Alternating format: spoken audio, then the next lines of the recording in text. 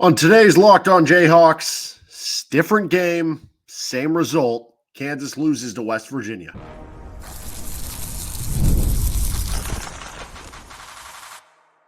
You are Locked On Jayhawks, your daily podcast on the Kansas Jayhawks. Part of the Locked On Podcast Network, your team every day.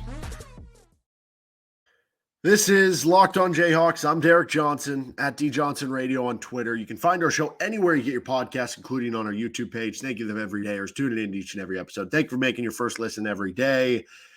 It's been a long day, and KU football was certainly part of that. KU loses 32-28 on the road against West Virginia, and in a lot of ways, you could listen to the UNLV recap. You could listen to the Illinois recap, and thank you if you already did for both of those.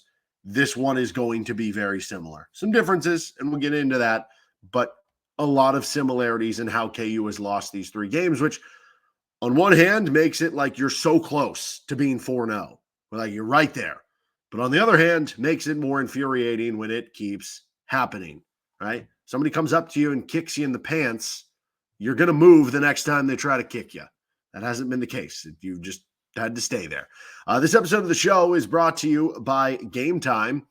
Certainly, I think if you're looking to go to the KU game, maybe you're like, I don't want to. I do think it's a fun opportunity still. They can still hopefully turn the season around and make a bowl game. At least that's the hope. But you're probably going to be able to get cheap tickets. So with Game Time, you can download the Game Time app, create an account, and use code LOCKEDONCollege for $20 off your first purchase. That might be enough to get you into the stadium for KU and TCU this upcoming Saturday.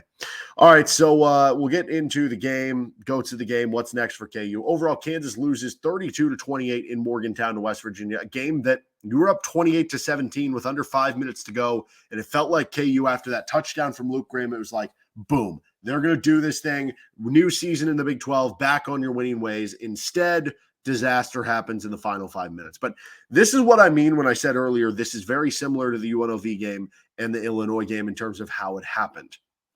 Because basically another week, same exact game and result. If I just told you, like generally, okay, you had a bad first half where you were -7 at the end of the first half. You think of the Illinois game, you were -7 at the end of the first half because of that pick six on the screen. You think of the UNLV game, you throw the bad interception when you're driving, then you give up the touchdown on the final play of the half. This game, you punt from your own end, and then you're unable to stop them. They go down, they get a touchdown before the end of the first half. So Kansas now, in the final 2 minutes of the first half this season, has basically had the ball at basically the 2-minute mark or below in all three of their FBS games, and yet they are still -21 in the final 2 minutes of those. And guess what? Your three losses in those games combined 13 points. Wouldn't it be nice to not be -7 each and every game in the final 2 minutes of the first half?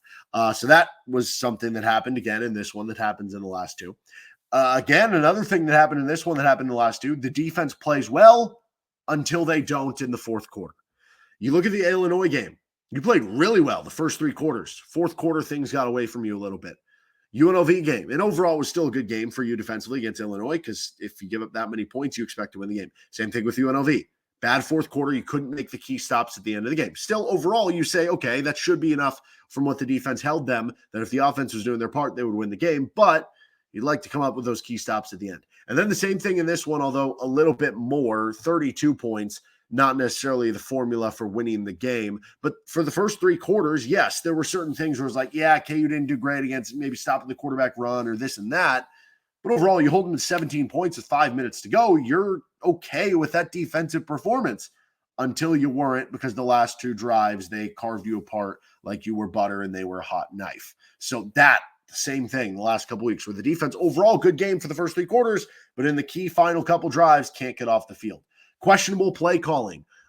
This one is one that I don't think exists as much as the previous couple of games. Certainly the biggest question for people comes on that 3rd down and 4 that Kansas had, which we'll get to that later in this segment because I don't know that I'm fully on board. But for the most part, you know, people still continuing to question how much you see Penn State go for over 700 yards. How much of a downgrade did you have going from Kotelnicki to Grimes? Jalon Daniels being inconsistent. This was a better game for him than the last couple of weeks, so that's a positive. But this was one of the worst pass defenses in the Big 12 and in the country. Literally, you look at certain stats, one of the worst pass defenses in the country, and you only had up until that final drive and really that final throw to like LJ Arnold that went for like 40 yards.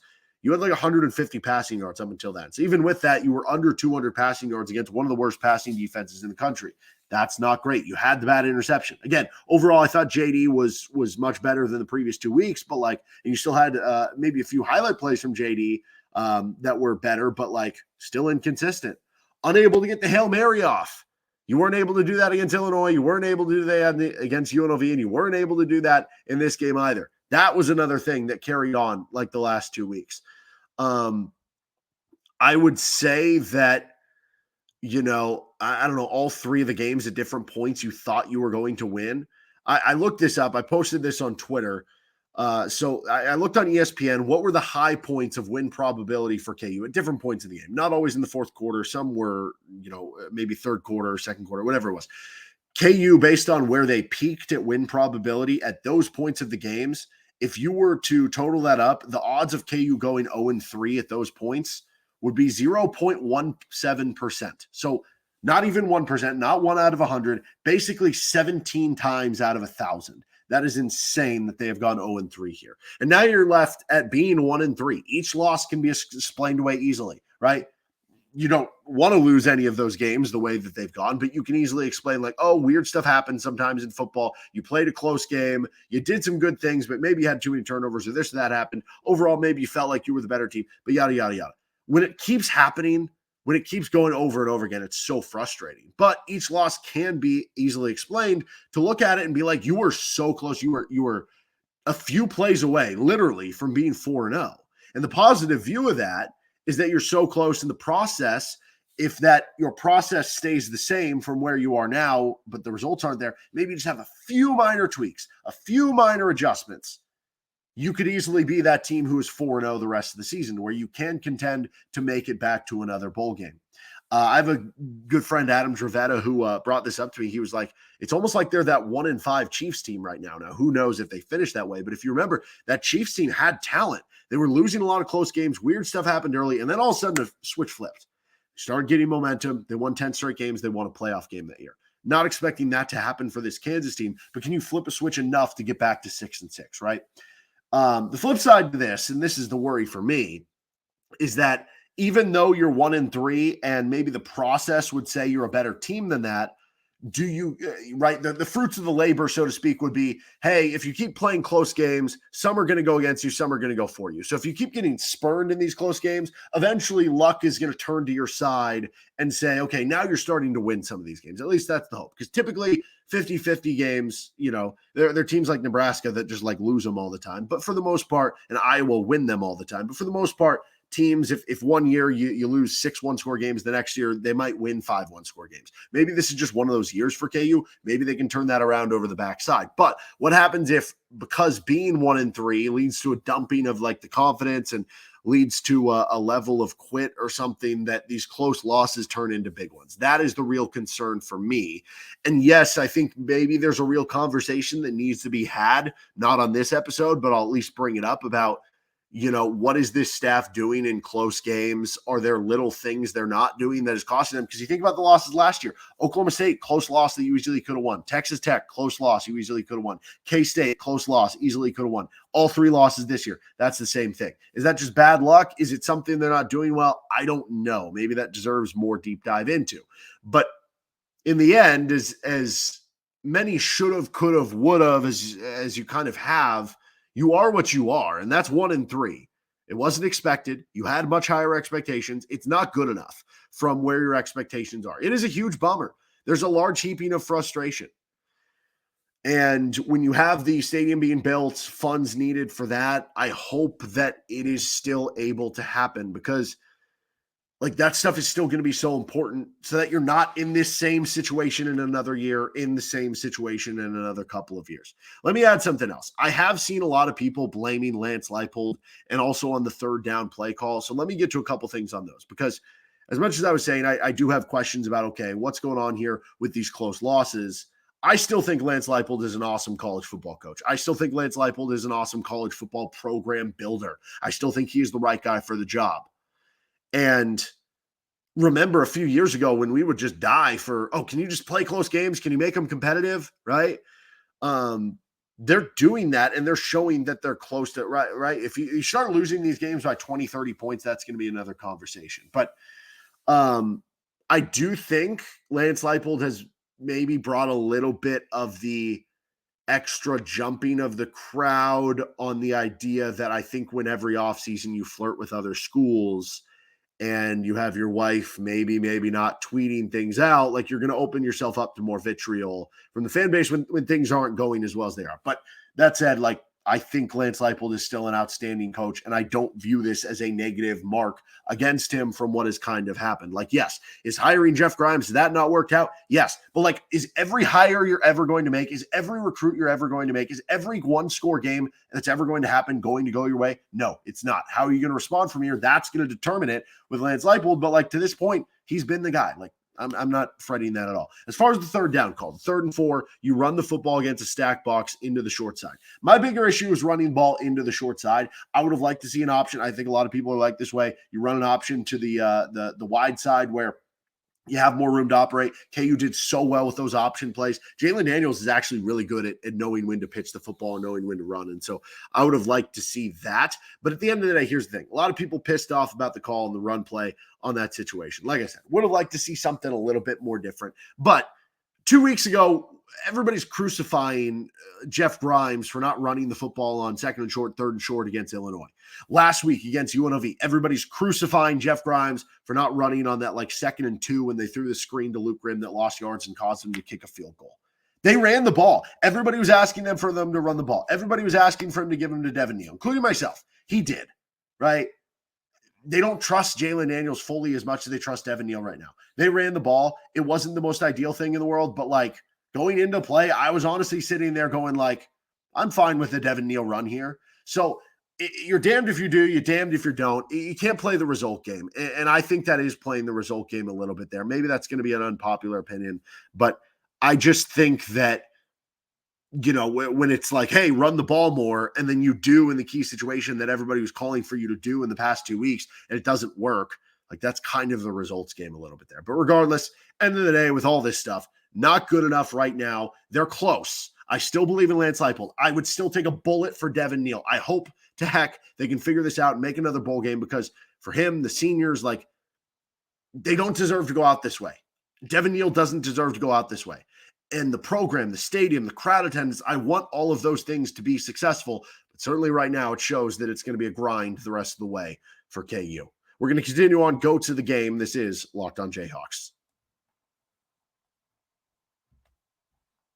This episode of the show is brought to you by FanDuel Sportsbook. Hey, NFL fans, you can start the season with a big return on FanDuel, America's #1 sportsbook. So when you get a hunch in the middle of the game, you can check out the latest stats, view live play-by-play, and so much more on the same page where you place your bets. You'll get started with $200 in bonus bets guaranteed when you place your first $5 bet. That is FanDuel.com. You can get odds on if you want to fade them, you want to bet TCU next week, you bet Kansas next week. Maybe you're going to the game, so place the bet before you cross over to the Missouri side of the border. Visit FanDuel.com to look at odds and check out what bets you want to make. Join FanDuel. FanDuel, the official sportsbook partner of the Locked On Podcast Network. Continuing on with our Locked on Jayhawks episode. Thank you to everydayers tuning in to each and every episode. Let's start with the good here for the GOATs, the running backs.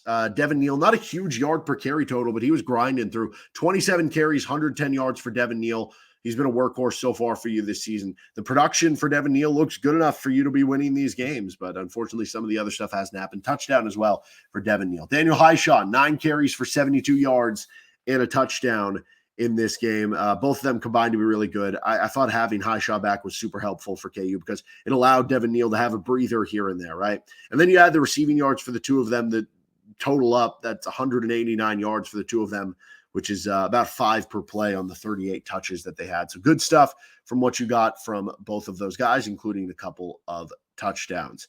And honestly, the more I think about it, like this loss, I know this isn't the GOATs talk, but if you would have beaten UNLV, I don't know how much better you would feel about, like, you would still feel crummy about losing this game. Would you feel a little bit better? You definitely would feel a little bit better, but like, I still think you'd feel pretty crappy because this would still be kind of the restart of Big 12 play. Now, if you beat Illinois and UNLV and then lost like this, I think we'd be sitting here being like, it's just a weird close loss like the Oklahoma State loss last year, you know? Anyway, other good goats, Luke Grimm. 6 catches, 75 yards, and a touchdown. Also 3 carries, 58 yards, and a touchdown. Looked like he was going to have the hero play on the reverse for a touchdown that was going to kind of seal it for KU. Fortunately, it didn't happen this go around. Jared Casey, I thought, gets a good goat. I thought he had some key blocks, had some big blocks on runs for you. Also 2 catches for 25 yards in the game for KU. If they would have been able to review that and find that Trevor Cardell caught the ball, I couldn't really tell based on review, but maybe this would have just been overall tight ends for KU. J.B. Brown, only a 2-tackle game for J.B. Brown, but he had a sack, he had a pass breakup, he had a quarterback hit that led to a interception. He did a lot of little things that added to the defense performing well. I certainly thought there were some nice flash plays from a lot of guys on the defensive line. Jeremy Robinson sticks out. I think that, looking back on it, that reverse play that ended up being the 2-point conversion, the reverse pass for West Virginia, Robinson had that kind of snuffed out. If you would have held them there, then West Virginia, maybe goes for 2 on the second touchdown. Let's say they even make that one. It's 31-28 as opposed to 32-28. Now Kansas maybe plays that end of game situation differently, where instead of Jalon Daniels getting strip sacked, maybe they're throwing it quick to try to get 10, 15 yards, and they're trying to kick a field goal to send it to overtime. But that doesn't end up happening. But yeah, I thought he had some. I thought DJ Withers had a nice flash play here or there. Caleb Taylor too. So that was good to see for KU. As far as the bad goats here, end of first halves again. I mentioned this. You're now minus 21 at the end of the first half. And basically you've had the ball in the final couple of minutes of each of those games. Not good enough. Fourth quarter defense. Kansas in the first 3 quarters combined of their FBS games, not counting this is counting the Lindenwood game. So all 4 games for KU. The first 3 quarters combined, Kansas has given up 43 points. That's in 3 quarters. In the fourth quarter, Kansas has allowed 35 points. You've only given up 8 less points, and that's in 2 less quarters of play comparing those other ones. I don't know what happens. I don't know if it means they have a lack of depth. I don't know if it means they're getting tired. I don't know if it's just they're bad at prevent type defense. I don't know what it is. I guess that wouldn't be the case in some of these other games. I don't know if it's bad breaks or what, but it's just not really working right now for KU in the fourth quarter. Bad goat, anytime KU returns a kickoff, because they're starting with the football inside their own 20, and they could have it at the 25, and that does matter. Let's see. Stopping quarterback runs. That's a bad one. Garrett Green ran all over you. He scrambled. He bought extra time in the pocket. I don't know if I saw a former KU football player on Twitter saying KU doesn't have disciplined rush lanes. So take that for what you will. I don't know if it needing more of a QB spy. I don't know what it is. I guess you look at TCU, Josh Hoover is more of like a pure passer for TCU. So maybe that could be a good thing. Avery Johnson is probably going to run for 200 yards on the KU defense. That is not ideal. So there's going to be some quarterbacks the rest of the way that exploit this, some that don't. And that'll just suck for KU when it does. And that's been kind of a theme for Brian Borland defenses all the time at KU. They've struggled to stop the quarterback run.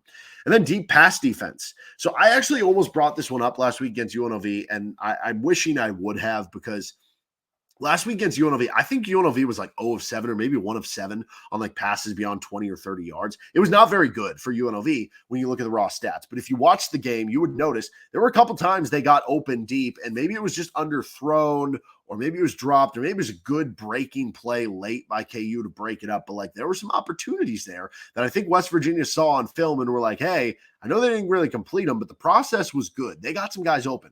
And you saw those with some key plays on downfield passes that, maybe you have some more questions about the KU secondary than you might have hoped.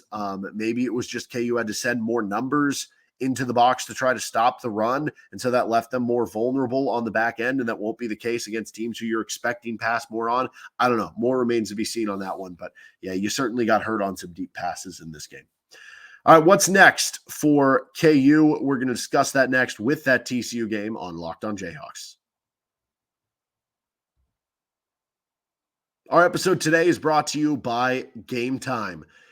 Game Time has a new feature called Game Time Picks. It makes it easier to get tickets for your favorite live events, whether it's a Royals game upcoming during the playoff push, whether it's a KU game upcoming. I know you might not want to attend right now with the way things are, but it's still going to be an opportunity to go to a cheap cause. And I still think they can turn things around, and you're going to get to see them play in an NFL stadium. I think there's a lot of reasons to still go to some of these games. You can get those tickets with Game Time. And with Game Time, you can see your seat views, or you can get a panoramic view from your seat in the app before you buy. Maybe you've never been to Arrowhead. Maybe you're planning on going to a road game for KU. You've never been to that stadium. Use the seat views there. With the lowest price guarantee, Game Time will credit you 110% of the difference, if not. Take the guesswork out of buying tickets with Game Time. Download the Game Time app, create an account, and use code LOCKEDONCollege for $20 off your first purchase. Terms apply. Again, create an account and redeem code LOCKEDONCollege, LOCKEDONCOLLEGE, for $20 off. Download Game Time today. What time is it? Game Time.